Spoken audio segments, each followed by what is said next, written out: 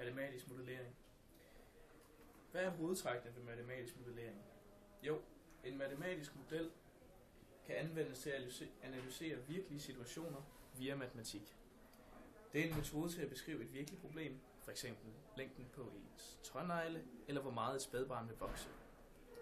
Modellerne de er ikke altid sådan 100% gyldige.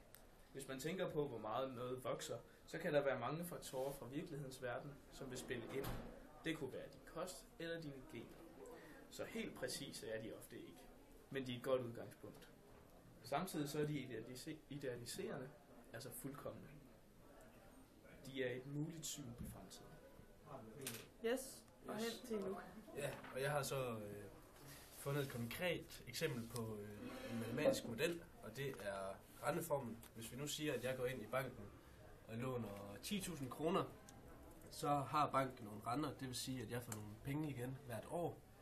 Og det jeg har sagt, det er, at banken har en årlig rente på 6%, og det trækker den jo hvert år af de 10.000, som jeg så lader stå i 6 år.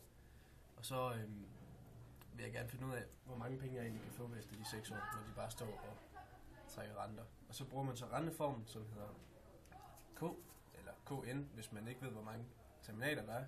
Jeg ved så, at der er 6, så jeg siger K6 er lige med 10.000 gange 1,06 i 6. Og det giver så 14.185,19. Og det er et eksempel på en matematisk model.